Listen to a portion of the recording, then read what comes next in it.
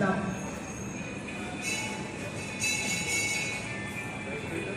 తనకు మారిన ధర్మం. ఒకప్పుడు అత్యంత సద్గుణవంతుడు అంటే చాలా ఉత్తముడు, చాలా బుద్ధిమంతుడు అయిన ఒక వ్యక్తి, పెద్ద మనిషి తన కుటుంబంతో సహా తీర్థయాత్రకు వెళ్ళాలని నిర్ణయించుకున్నాడు. అలా నిర్ణయించుకొని కుటుంబాన్ని అంతా తీసుకొని తీర్థయాత్రకు బయలుదేరాడు. అనేకమైన దూరం ప్రయాణించిన తర్వాత కుటుంబం మొత్తం దాహంతో పరితపించసాగారు. ఆ కాలంలో సౌకర్యాలు ఏమీ లేవు, కాలు వెళ్ళగానే వెళ్ళేవాళ్ళు. అందుకని ఎండాకాలం కాబట్టి చాలా దాహంతో పరితపించారు. అవి తీవ్రమైన వేసవి నీళ్ళు కావడంతో వారికి నీరు ఎక్కడా లభించలేదు.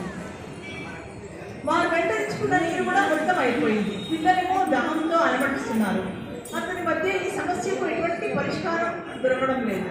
చివరికి భగవంతుడిని ప్రార్థించాలనుకున్నాడు. దైవాన్ని ప్రార్థించే సమయం వచ్చి, ప్రభు ఈ పరిస్థితిని పరిష్కరించే భారం నీది అని వేడుకున్నాడు. వెంటనే అతనికి కొంత దూరంలో ధ్యానంలో తపస్సులో ఉన్న ఒక ఋషి కనిపించాడు. ఆ వ్యక్తి ఏం చేశాడంటే ఋషి వద్దకు వెళ్ళాడు. వెళ్ళి తన సమస్యను వివరించాడు. ఆ ఋషి ఇక్కడ నుండి ఒక మైలు దూరంలో ఉత్తరాన ఒక చిన్న నది ప్రవహిస్తుంది, మీరు అక్కడికి వెళ్ళి మీ దాహం తీర్చుకోవచ్చు అని అతనికి తెలియజేశాడు. ఆ వ్యక్తి సంతోషపడ్డాడు. సంతోషపడి ఋషికి కృతజ్ఞతలు తెలియజేసి భార్య పిల్లల దగ్గరికి వస్తే వాళ్ళు నడవలేని స్థితిలో ఉన్నారు. నడవలేని స్థితిలో ఉన్న భార్య పిల్లలతో అక్కడనే ఉన్నామని చెప్పి అతనే స్వయంగా నదికి నడుచుకుంటూ వెళ్ళాడు నీళ్ళు తేవడానికి. అతను నీటితో తిరిగి వస్తున్నాడు. నీరు నింపుకొని తిరిగి వస్తుండగా దారిలో ఏమైందంటే ఒక 5 వ్యక్తులు విపరీతమైన దాహంతో అలమటిస్తూ కనిపించారు. అతను చాలా ధర్మశీలుడైన వ్యక్తి, చాలా దయామయుడైన వ్యక్తి. వారిని ఆ పరిస్థితిలో చూడలేకపోయాడు. చాలా జాలి వేసింది అతనికి. చాలా జాలి వేసి వారికి ఆ నీటిని ఇచ్చేశాడు. ఇచ్చి మళ్ళీ తిరిగి నదికి వెళ్ళాడు. నదికి వెళ్ళి మళ్ళీ నీరు తీసుకొని వస్తున్నాడు. వస్తే మళ్ళీ కొంతమంది వ్యక్తులు దాహంతో అలమటిస్తూ కనిపించారు. ఉక్కిరి బిక్కిరి అవుతున్నారు దాహంతో. వారు అయ్యో పాపని ఆ రెండోసారి తెచ్చిన నీటిని కూడా వారికి ఇచ్చేశాడు. వారికి ఇచ్చి మళ్ళీ నదికి వెళ్ళాడు.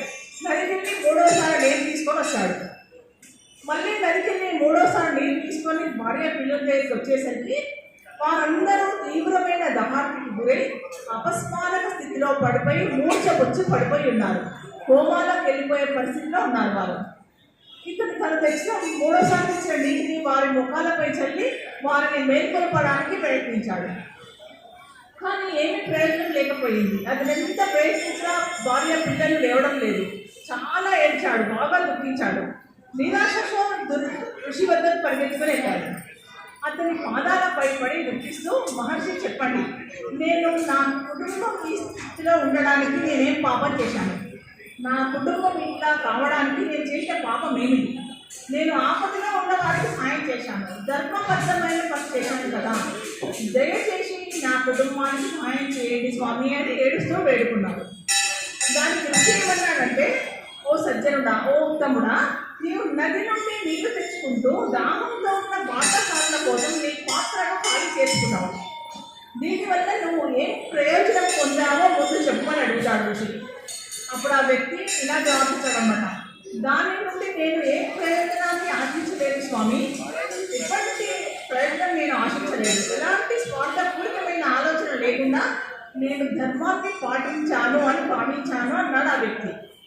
అప్పుడు ఋషి ఏమన్నాడంటే, మీ కుటుంబ బాధ్యతలను నెరవేర్చలేనప్పుడు ఇలాంటి నీతి ధర్మాల వలన ఉపయోగం ఏమిటి? అసలు నువ్వు నీ కుటుంబాన్ని వదిలేసి వేరే వారికి అందరూ సాయం చేస్తున్నావు, దానివల్ల నీకేమిటి ఉపయోగం?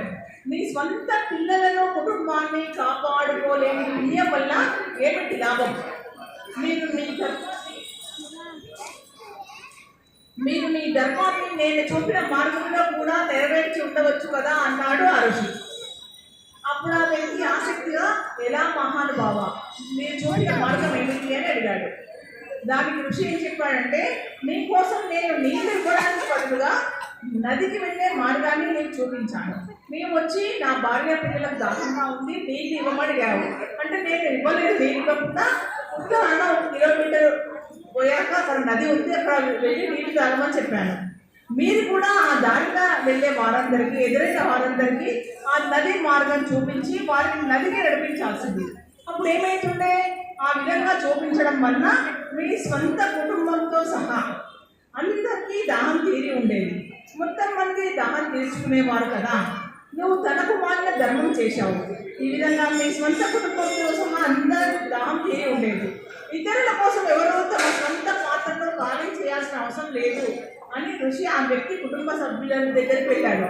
వెళ్ళి కుటుంబ సభ్యులందరికీ తన మంత్ర జలం చిలకరించి వారిని అపస్మారక స్థితి నుండి లేపాడు. అపస్మారక స్థితి నుంచి వారిని లేపి వారికి మూర్ఛను పోగొట్టి తన దీవెనల నుంచి ఇటువంటి పని చేయకూడదు అతనికి నీతులు చెప్పి అదృశ్యమయ్యాడు. అంటే ఆ వ్యక్తి తన గుణపాఠాన్ని నేర్చుకున్నాడు. ఏం నేర్చుకున్నాడు అంటే స్వంత బాధ్యతలను విస్మరించి మంచి పనుల్లో పాల్గొనడం అంత ధర్మం కాదని ఇప్పుడు స్పష్టంగా అర్థం చేసుకున్నాడు. మీరు ముందుగా మీ విధులను నిర్వర్తించాలి, తద్వారా ఇతరులకు ధర్మ మార్గాన్ని ప్రేరేపించాలి, మార్గదర్శనం చేయాలి. ఎవరికైనా మంచి చేయడానికి ఉత్తమ మార్గం ఏమిటి అంటే భగవంతుడి మార్గాన్ని, సత్య మార్గాన్ని చూపించడమే.